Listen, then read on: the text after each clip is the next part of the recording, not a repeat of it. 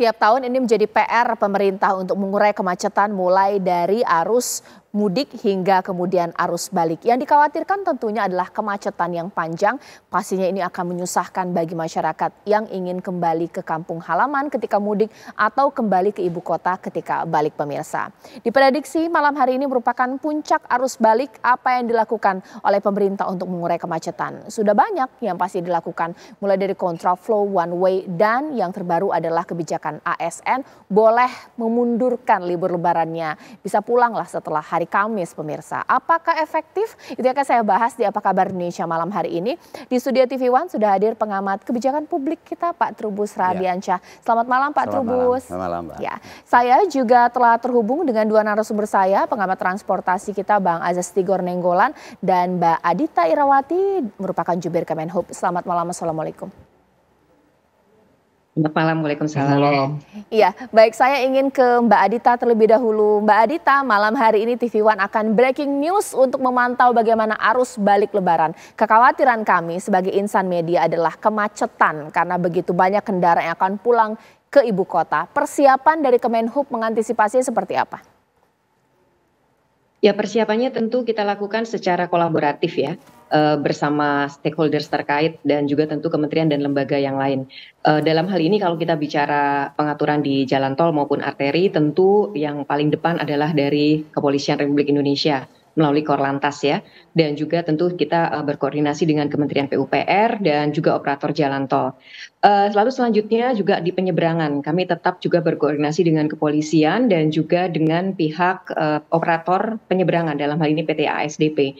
Dan tadi siang Pak Menhub beserta rombongan bersama Kapolda, Kakor Lantas dan Pak Menko PMK juga langsung datang ke lapangan untuk memastikan persiapan di Bakauheni ini sudah bisa mengantisipasi lonjakan arus balik. Sementara di jalan tol kami melihat bahwa rekayasa lalu lintas juga sudah diterapkan, baik itu yang nasional maupun yang lokal. Hal ini sesuai dengan kesepakatan dan berbagai pembicaraan yang sudah kami lakukan, mengingat arus mudik yang baru saja kita lewati itu memang lonjakannya luar biasa ya. Dan tentu kita harus bisa mempersiapkan arus balik yang tetap bisa memberikan kelancaran dan kenyamanan bagi pemudik. Sampai saat ini kami melihat segala sesuatunya masih cukup kondusif ya. Terakhir kami juga mendapatkan report dari Bakauheni saat ini masih ramai lancar, meskipun angkanya 27% itu baru kembali. Jadi masih ada 73% lagi yang ini masih belum kembali ke Jabodetabek. Ya, ini yang perlu kita antisipasi mulai malam ini sampai Senin dan Selasa depan. Gitu Mbak. Baik, sekarang saya ingin ke Bang Azas Tigor Nenggolan terlebih dahulu. Ini kan sudah banyak yang dilakukan oleh pemerintah khususnya Kemenhub ya untuk merekayasa supaya tidak terjadi kemacetan yang cukup panjang dan menyusahkan masyarakat. Ada koreksi tidak sih? Karena kita tahu bahwa ada kecelakaan yang terjadi di jalur kontraflow. Seperti itu, bagaimana Bang Azas Tigor? Ya, terima kasih Caca. Jadi kalau saya perhatikan ya dan saya cermati, memang sekarang ada beberapa skema rekayasa yang disiapkan oleh pemerintah. Bagaimana membuat lancar arus balik yang akan mulai hari ini sampai hari Selasa ke depan, begitu, karena ada perpanjangan, ada kebijakan WFA untuk ASN. Nah, jadi saya lihat sudah ada beberapa perbaikan ya, belajar dari pengalaman arus mudik, misalnya yang kontraflow yang jaraknya ratusan kilometer itu sudah dipersingkat hanya dari 74 ke 40 km 40 begitu ya, dan itu pun ada barrier pemisah begitu, tidak langsung seperti waktu arus mudik, itu saya lihatnya seperti itu. Lalu yang kontraflow-nya juga sudah ada pengamannya begitu ya, maksud saya yang arus satu jalur itu udah ada pengamannya begitu ya, tidak dilepas begitu saja. Jadi ini kan untuk meminimalisir terjadinya kecelakaan. Nah, tinggal nanti penambahan skema, misalnya kan katanya juga ada, sebelum ada skema yang berikutnya ada skema yang sebelumnya.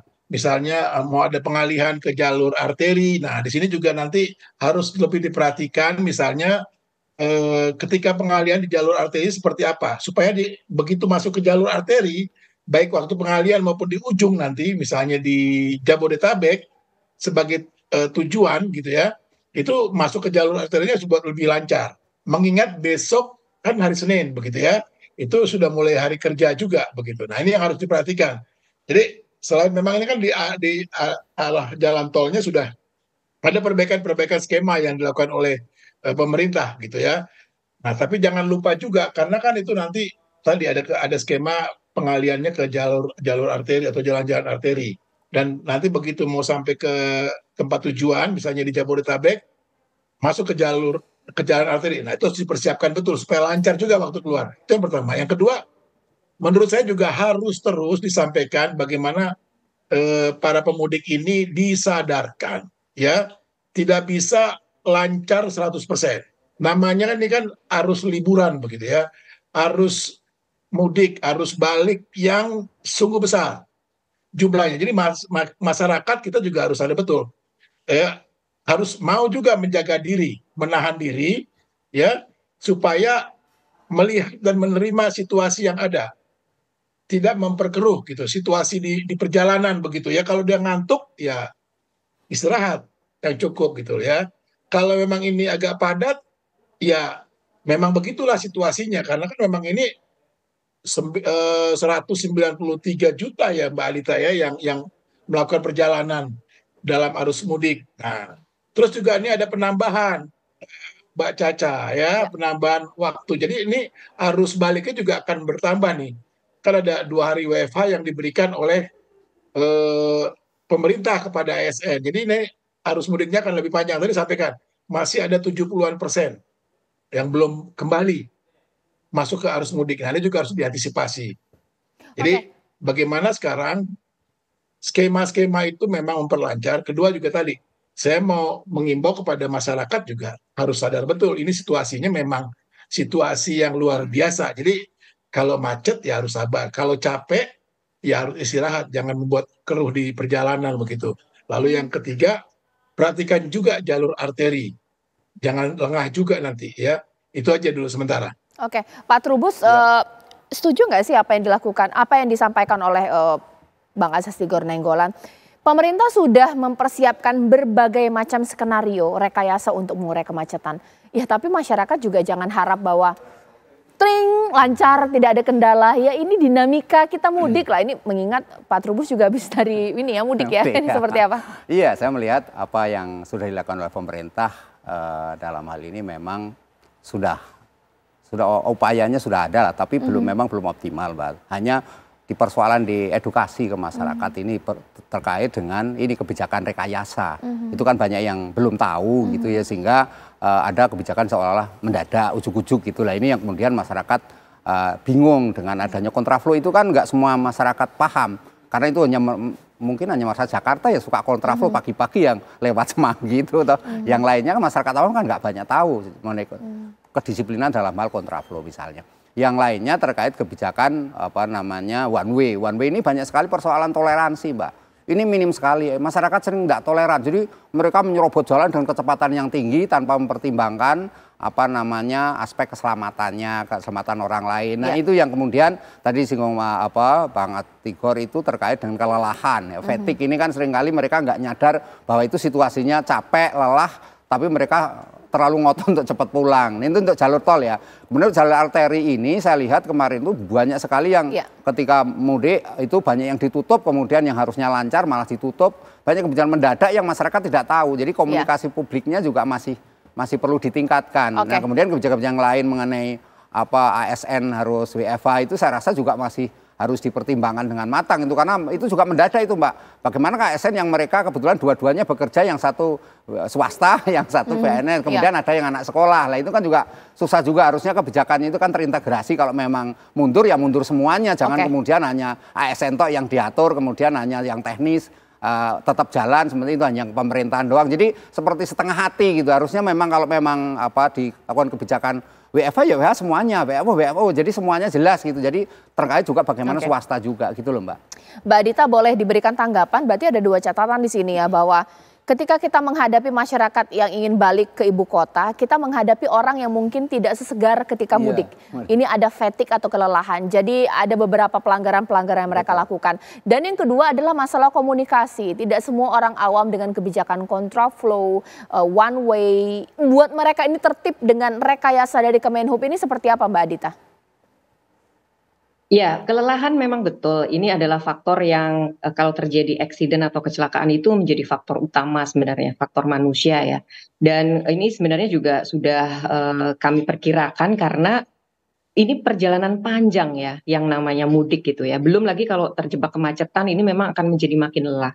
Dan makanya dari awal sebenarnya sejak berbulan-bulan yang lalu ya, dan juga setiap mudik maupun Nataru di kita sebut high season, itu selalu edukasinya adalah bagaimana para pengendara, pengemudi ini dalam kondisi yang prima, tidak memaksakan diri untuk melakukan perjalanan. Ya, ini edukasi sudah kita mulai Pak Trubus ya, tetapi memang betul kita memang mungkin harus terus lakukan secara konsisten, baik itu di masa high season maupun masa reguler. Mungkin ini yang perlu terus kita ingatkan, bagian dari keselamatan berkendara. Kemudian yang kedua, kalau kaitannya dengan masalah WFH tadi ya, ini memang yang namanya WFH adalah upaya kita untuk bisa mengurangi kepadatan transportasi khususnya itu di sisi hulu. Jadi bagaimana pergerakan ini bisa dikurangi. Karena kalau sudah di jalan tentu ini penanganannya kan di sisi hilir ya, dengan rekayasa, dengan pembatasan dan sebagainya. Nah ini upayanya Pak Trubus tadi karena ada masukan, kami melihat bahwa ketika ASN ini diberikan kesempatan untuk WFH atau bekerja secara online, ini diharapkan ini juga ada efek kepada sektor yang lain, dalam arti ketika kita melakukan koordinasi atau rapat itu juga bisa dilakukan secara online. Jadi sebenarnya yang kita ingin lihat juga adalah dampak dari adanya WFH ASN ini, yang mudah-mudahan itu bisa berdampak juga dalam melakukan koordinasi secara online dengan yang lain, baik itu dengan BUMN maupun dengan private sector atau perusahaan swasta gitu.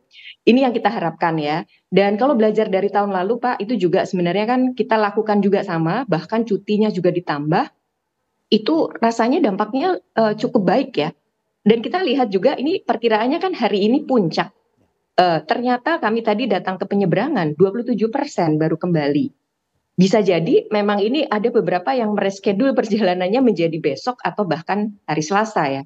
Begitu juga dengan jalan tol. Kami mendapatkan report bahwa baru 40% yang kembali ke Jakarta. Artinya masih akan ada 60% lagi yang kembali dan kami harapkan ini bisa terbagi dalam 2-3 hari ke depan ya.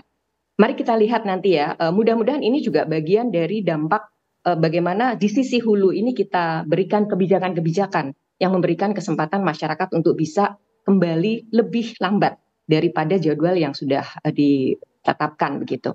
Jadi ini hal-hal yang memang mungkin masih banyak masukan, termasuk sosialisasi dan komunikasi. Ini juga satu hal yang tentu kita lakukan nantinya kolaboratif ya. Karena kalau dari pemerintah sendiri saya rasa memang tidak cukup. Bantuan media, kemudian juga ini termasuk para pengamat atau akademisi mungkin juga perlu kita gerakan untuk tadi memberikan kesadaran masyarakat.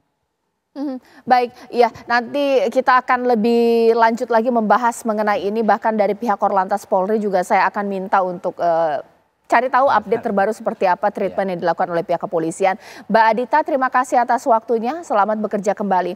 Sesaat lagi mungkin nanti saya akan tanya kepada narasumber saya, sebenarnya karakter pengendara pemudik arus balik Lebaran 2024 ini seperti apa sih? Karena kita tahu bahwa semua ingin pulang cepat ke ibu kota.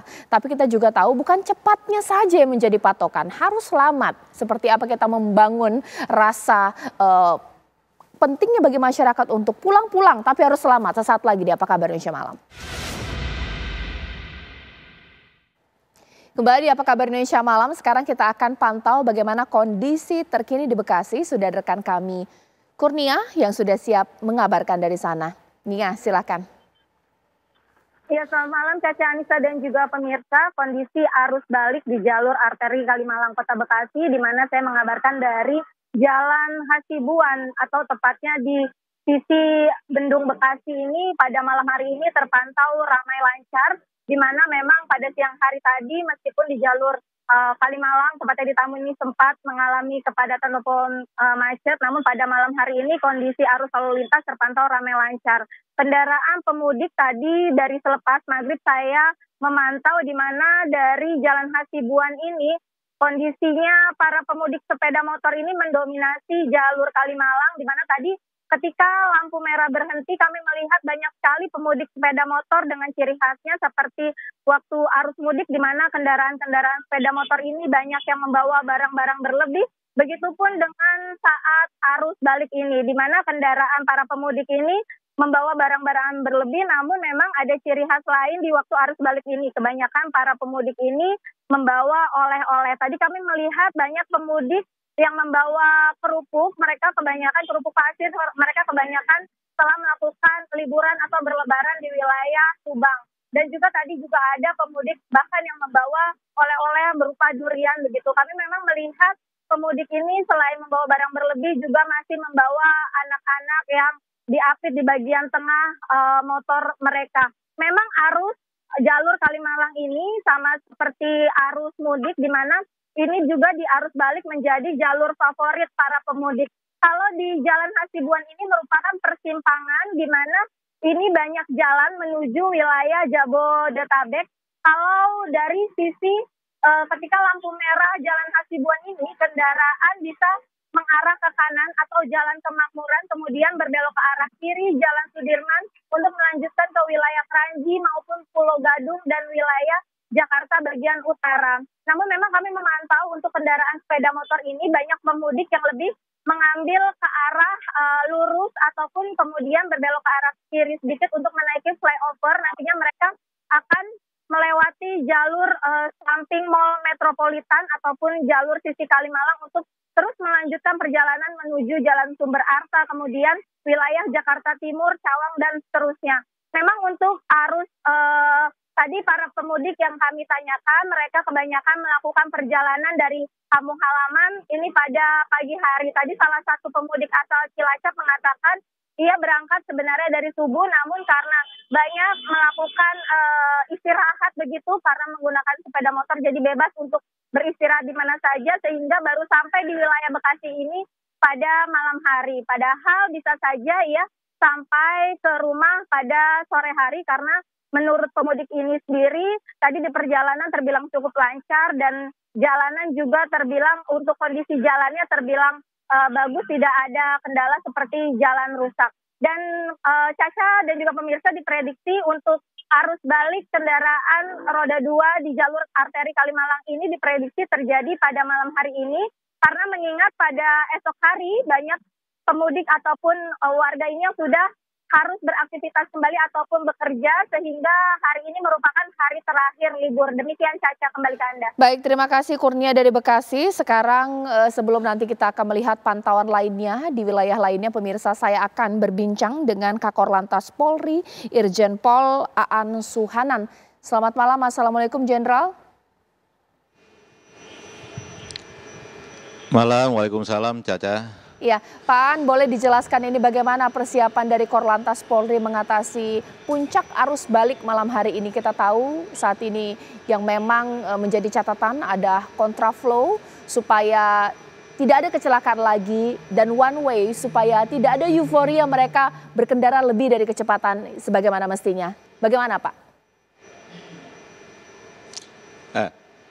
Baik, jadi dari tadi pagi ini bangkitan arus dari Transjawa, artinya dari timur, Semarang, Solo, Surabaya, Yogyakarta. Ini sudah mulai ada bangkitan ya, sehingga kami melakukan beberapa intervensi maupun diskresi kepolisian untuk di jalur Solo Semarang. Kita berlakukan one way dari jam 11 tadi pagi sampai dengan sekarang. Dari Salatiga, exit Salatiga sampai dengan Kali Kangkung, dari Kangkung dilanjutkan sampai ke 72. Ini artinya apa? Arus lalu lintas ini memang sangat padat bangkitan dari arah timur ini. Terakhir jam 18.00, traffic counting di Kali Kangkung menunjukkan angka 5.080 per jam. Itu sekitar jam 18 tadi. artinya kalau lihat parameter yang ada di Kali Kangkung itu 3.800, ini harus sudah one way. Ini sudah melebihi di atas parameter yang ada. Nanti 18.00 5.000 akan masuk ke Jakarta kurang lebih jam 11, jam 12. Itu yang berangkat 18 dari Semarang. Kemudian saat ini juga masih diberlakukan one way, artinya masih terus mengalir. Mungkin nanti sampai Jakarta kurang lebih ya subuh 03 subuh sampai jam 6 pagi nantinya. Kemudian arus yang ada dari selatan, Garut, Tasik, Cileunyi, ini juga ada bangkitan ya. Tadi siang kita lakukan intervensi juga, kita keluarkan arus melalui exit Cikamuning ya. Ini untuk mengurangi beban arus lalu lintas yang ada di depannya. Kemudian kita juga mengalihkan arus dari Bandung ini ke tol fungsional Jakarta Cikampek Selatan ya, sehingga beban yang ada di 66 ini bisa terkurangi.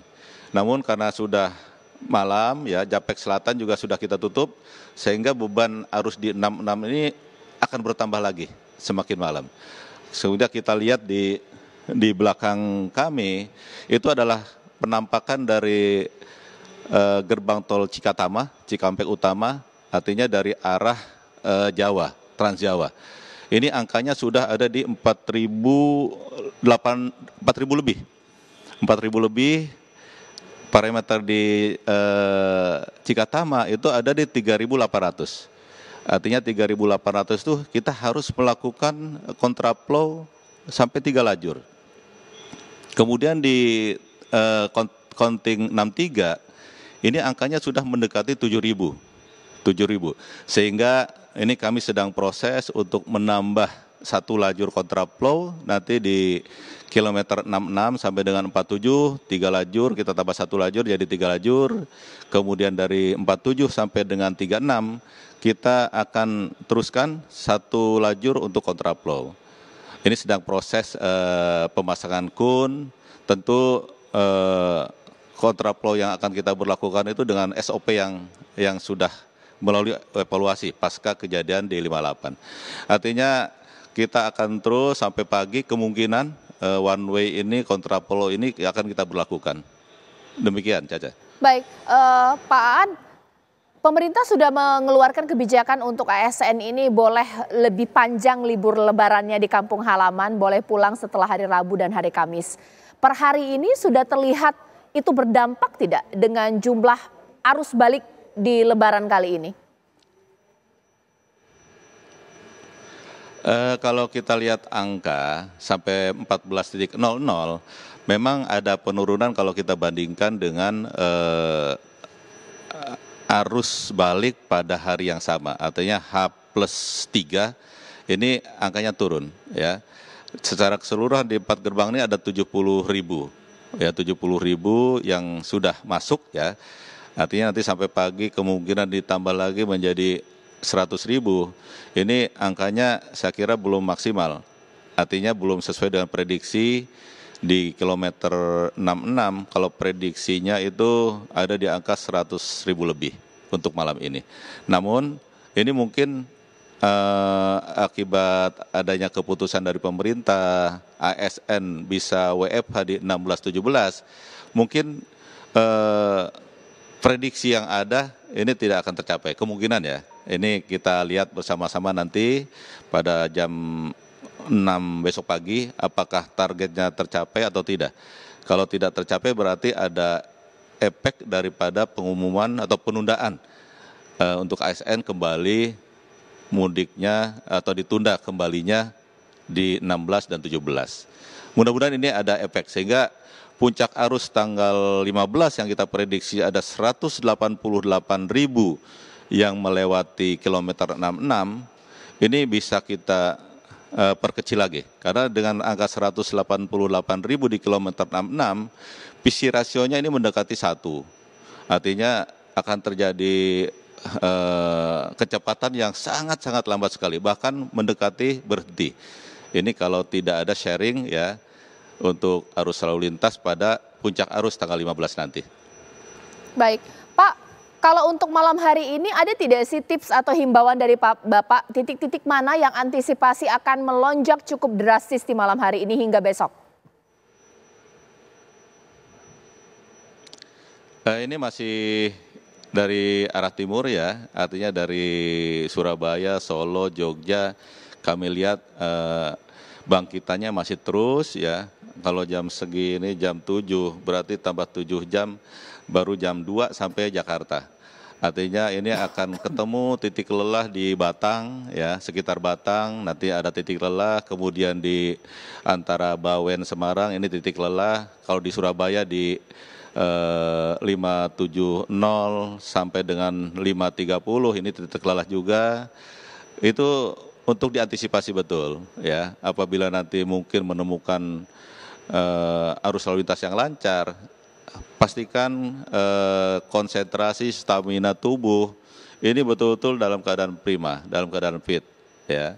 Kemudian di rest area ini juga akan terjadi penumpukan ya pada jam-jam tertentu, biasanya nanti menjelang jam 00, kemudian menjelang jam 3, ini untuk rest area pasti akan menjadi favorit untuk dimasuki karena sudah lelah tadi.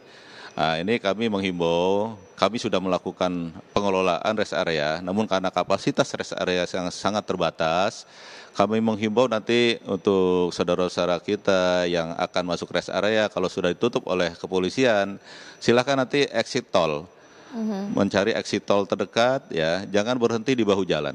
Ini sangat berbahaya, ya, potensial terjadi kecelakaan, potensial membuat antrian yang panjang kalau sudah berhenti di bahu jalan.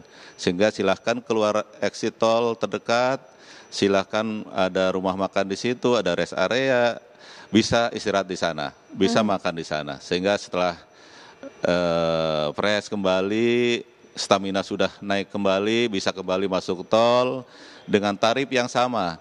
Tidak ada penambahan tarif ya, karena tol Trans Jawa ini hitungannya adalah per kilometer. Jadi tidak ada penambahan tarif, sama tarifnya kalau keluar masuk. Demikian. Oke, Pak Aan, ada tips tidak sih begini ya, kalau kita pakai pola pikir masyarakat namanya arus balik, pingin cepat sampai ke rumah supaya nanti bisa beristirahat lebih lama karena besoknya atau beberapa hari ke depan bekerja. Ini yang membuat para pengendara ini terkadang egois di jalan. Tapi juga ada mengatakan ya kalau di jalan tiba-tiba ada yang mancing seperti itu ya tersulut juga nih. Bagaimana tips dari aparat kepolisian supaya kita sama-sama saling mengerti lah toleransi berkendara ketika arus balik seperti apa, Pak? Itu memang toleransi diperlukan ya, saling memahami, saling menghormati ya pada saat di jalan.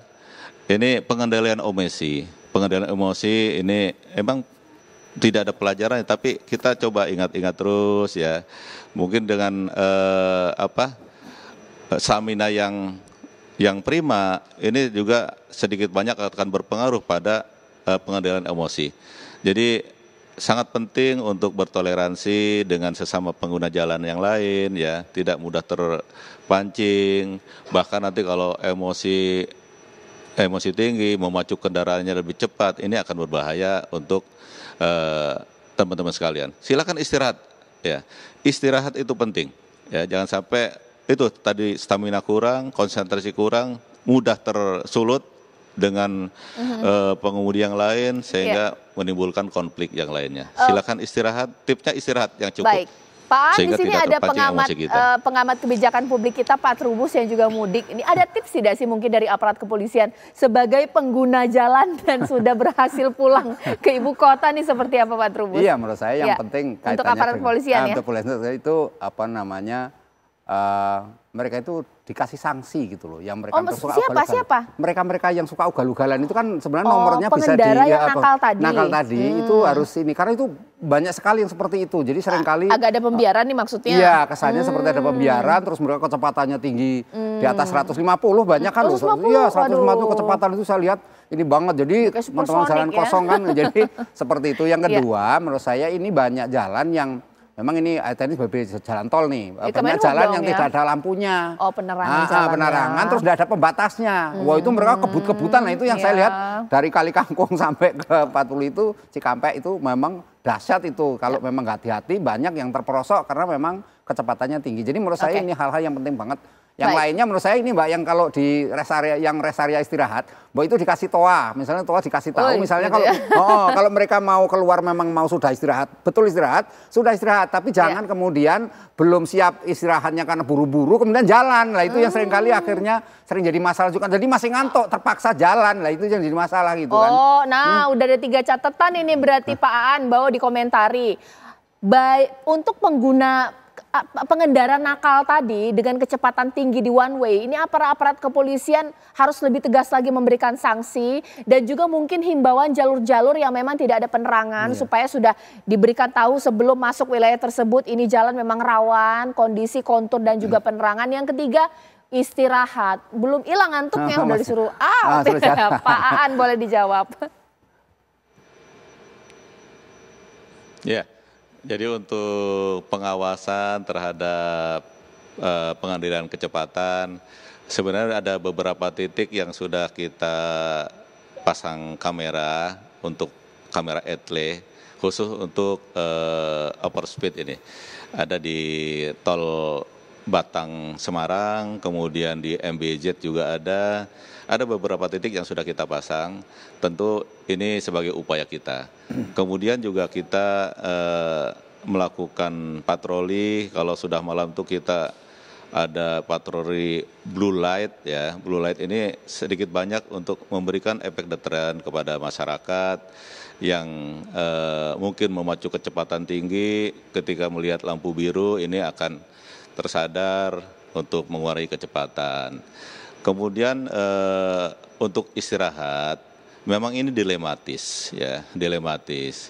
Di satu sisi istirahat itu sangat penting untuk seorang pengendara atau pengemudi. Di sisi lain, untuk istirahat di tempat yang sembarangan, ini juga sangat potensial terjadi kecelakaan, kemudian sangat potensial terjadi kemacetan, menjadi sumber kemacetan. Makanya tadi tim urai kami ini setiap saat patroli ngetok-ngetok pintu saudara-saudara kita yang berhenti di bahu jalan, kemudian diarahkan keluar tol sehingga istirahatnya bisa lebih panjang, lebih berkualitas ya. Itu yang kami upayakan, bukan berarti kita mengabaikan keselamatan ya dengan membangunkan masyarakat yang sedang tertidur di bahu jalan. Tapi ini semua untuk kepentingan masyarakat, untuk kepentingan pengemudi itu sendiri. Karena sangat potensial terjadi kecelakaan, tertabrak, ataupun nanti mengakibatkan kemacetan. Kemudian untuk penerangan, ini dari awal kami sudah melakukan survei dengan beberapa stakeholder ya. Kita sudah memberikan masukan-masukan, namun mungkin karena keterbatasan, tidak semua sepanjang jalan ini ada PJU-nya. Mungkin secara bertahap ya. Ini terus dilakukan oleh pemerintah, oleh swasta sebagai pengelola jalan. Ini mudah-mudahan dengan masukan-masukan tadi, ini menjadi hal yang memicu daripada para pengelola jalan ini untuk menambah penerangan jalan. Saya kira itu Mbak Caca. Terima kasih Kakor Lantas Polri Irjen Pol Aan Suhanan atas waktunya. Selamat bekerja kembali Pak. Nanti sesaat lagi saya akan tanya kepada Bang Azaz Tigor ini. Apa sih yang terjadi dengan mental atau pola pikir para pengendara yang mudik atau balik lebaran di tahun ini? Apakah memang secara natural seperti ketika kelelahan, salip menyalip, kecepatan tinggi, cari-cari peluang. Tapi kalau nggak aman ya merugikan diri sendiri dan juga orang lain. Sesaat lagi di Apa Kabar Indonesia Malam.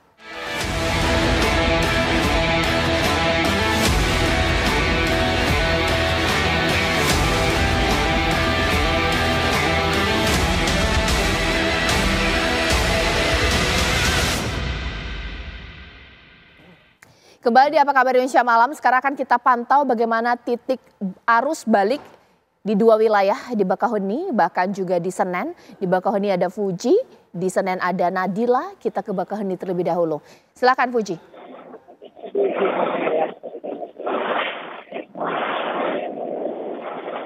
Puji Baik silakan. Caca, Anissa, dan pemirsa TV One dimanapun Anda berada, dapat saya kabarkan bahwa kondisi di Pelabuhan Bakauheni terpantau padat, di mana pada saat ini merupakan termasuk dalam kategori atau zona merah, di mana pada puncak arus balik ini, pada arus balik Lebaran 2024 ini terdapat 3 jenis kategori, yakni pada kategori pertama, kategori hijau, di mana kondisi Pelabuhan Bakauheni terpantau ramai lancar. Kemudian pada malam hari ini yang diperkirakan merupakan puncak arus balik Lebaran 2024 sudah memasuki kategori kuning, di mana kategori kuning ini merupakan dengan jarak 1 kilometer dari pintu masuk Pelabuhan Bakauheni. Saat ini terpantau sudah memasuki kategori kuning, di mana antrian-antrian kendaraan mulai dari kendaraan roda 2 pribadi, bus, dan kendaraan truk sembako yang membawa sembako sudah mulai memasuki pintu masuk Pelabuhan Bakauheni, di mana antrian sudah mengular sejak selepas maghrib atau mulai dari pukul 6:30 malam tadi. Di mana sedangkan untuk zona merah, yakni antrian kendaraan sudah mengular hingga 4 kilometer dari pintu masuk Pelabuhan Bakauheni. Untuk itu pihak kepolisian saat ini sedang mengatur kendaraan-kendaraan dengan mempercepat bongkar muat kapal yang berada di dermaga Pelabuhan Bakauheni, di mana kendaraan yang sudah mengantri di kantung-kantung parkir mulai dari dermaga eksekutif Pelabuhan Bakauheni hingga dermaga 1 dan dermaga 6 sudah antri kendaraan yang hendak menyeberang ke Pulau Jawa. Saat ini terpantau kendaraan yang sedang antri merupakan mayoritas kendaraan dari plat-plat dari Banten, Jakarta yang hendak kembali ke Pulau Jawa, di mana dapat diketahui bahwa besok dan Selasa merupakan akhir libur sekolah dan akhir libur cuti bersama, sehingga para pekerja swasta dan aparatur sipil negara sudah mulai melakukan aktivitas yang kembali. Untuk mengantisipasi lonjakan penumpang kendaraan dan penumpang ini, pihak kepolisian dan ASDP serta TNI dan stakeholder terkait menerapkan pola delay system, di mana kendaraan-kendaraan yang hendak masuk ke Pelabuhan Bakauheni ini terlebih dahulu dimasukkan ke rest area yang berada di Jalan Tol Trans Sumatera dan di Jalan Lintas Sumatera. Sedangkan berdasarkan data dari pihak SDP, pada Sabtu kemarin tercatat sebanyak 92.603 orang penumpang pejalan kaki, kemudian 14.996 kendaraan roda 2 dan 12.142 kendaraan roda 4 yang sudah kembali ke Pulau Jawa. Untuk penumpang yang belum kembali atau yang masih berada di Pulau Sumatera, yakni sebanyak 608.198 orang penumpang, kemudian 555.402 sepeda motor dan 87.589 kendaraan roda 4, di mana diprediksi malam ini merupakan puncak arus balik dan hingga esok hari. Caca, Anissa. Puji, ditahan dulu laporannya. Terima kasih atas laporannya. Sebelum nanti kita ke Stasiun Senen, sekarang saya akan mau tanya dulu kepada Bang Azaz Tigor Nainggolan. Bang, ada tips apa ya Bang ya, mengingat cobalah kita pakai pola pikir masyarakat bagi yang mau bekerja, sudah pasti kan mereka ingin cepat sampai ke rumah supaya waktu istirahat lebih lama sebelum akhirnya nanti mereka bisa bekerja kembali. Tapi bagi yang bekerja sebagai supir, entah itu charter atau bus, cepat-cepatan sampai tempat tujuan itu biasa dan lumrah, tapi itu kadang-kadang bikin kecepatan melebihi batas. Suka nyalip-nyalip, sudahlah kontraflow, melanggar aturan, ini seperti apa? Ya, jadi gini Mbak Caca, tadi saya sebetulnya mau sampaikan nih sudah nggak ada apaan nih Pak Kakor Lantas. Karena gini, saya sepakat pengawasan dan penegakan di jalan itu ya terhadap peraturan lalu lintas itu kita masih lemah. Ya, masih lemah. Jadi pembiarannya itu masih banyak sekali. Nah, sementara kemarin itu kan begitu dibuka one way, itu seolah-olah kan secara psikologis diajak masyarakat itu pengguna atau pengemudi itu cepat, begitu loh. Nah, ditambah tadi yang saya bilang di pertama, ada kondisi pembiaran gitu. Penegakannya nggak dilakukan dengan baik. Ini kan ada aturan nih mengenai kecepatan, misalnya di Trans Jawa itu kan paling cepat 110 km per jam. Ya, terus nggak boleh berhenti, nggak boleh overload ya, barangnya nggak boleh berlebihan begitu ya. Penumpangnya juga nggak boleh berlebihan gitu. Itu bebas aja gitu loh. Ya, itu dibiarkan. Ini bahaya menurut saya. Apalagi dia harus balik. Ya, orang tuh kalau harus balik itu kan gini, pertama sudah capek fisik ya, dia liburan. Kedua capek hati dia. Yang ketiga capek kantong. Ini bahaya gitu loh ya. Jadi ini bahaya kalau tidak ada pengawasan dan penegakan peraturan di jalan raya gitu. Itu kalau yang kendaraan pribadi. Kalau yang transportasi publik, nah ini pengemudinya lebih bahaya lagi. Dia capek. Kita tahu juga supir-supir bus ini kan istirahatnya tuh coba aja kita lihat deh. Ya istirahatnya kurang loh itu mereka.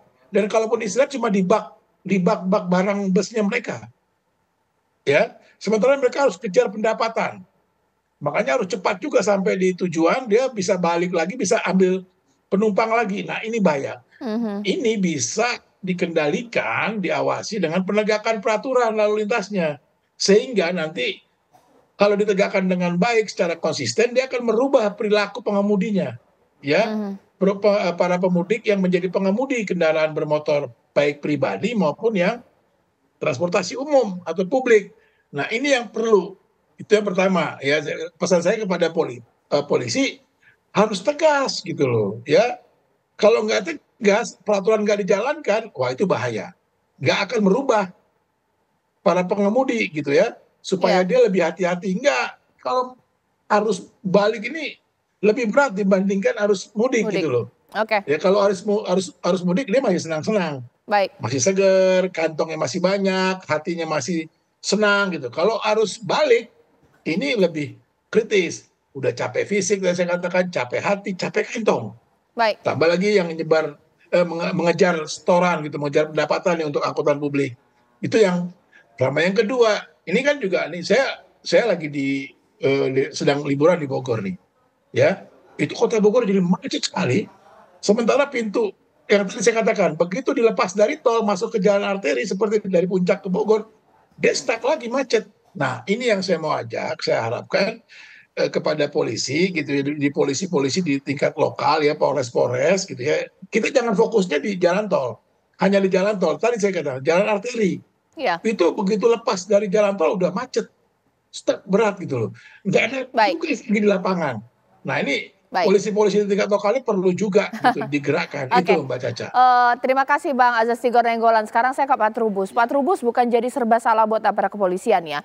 Kalau tegas dianggap nanti bersurat tilang nih polisi. Tapi kalau nggak tegas justru menjadi kecelakaan di mana-mana terjadi. Seperti apa? Iya, menurut saya memang harus tegas saja. Tegas saja. Karena apa? Karena kalau bisa ada kebijakan misalnya pembatasan usia kendaraan. Itu sangat penting sekali karena itu harus kendaraan-kendaraan yang usianya sudah tua itu jangan lewat jalan tol lagi, jadi dipindah aja ke jalur arteri. Karena itu juga menjadi sumber juga masalah. Jadi menurut saya ini harus tegas seperti itu. Yang kedua, terkait dengan kendaraan yang suka ugal-ugalan itu, ya kan ada beberapa ugalan itu karena ngejar target macam-macam itu, pemerintah sekarang memikirkan lagi mengenai subsidi kepada kendaraan-kendaraan yang transportasi umum itu.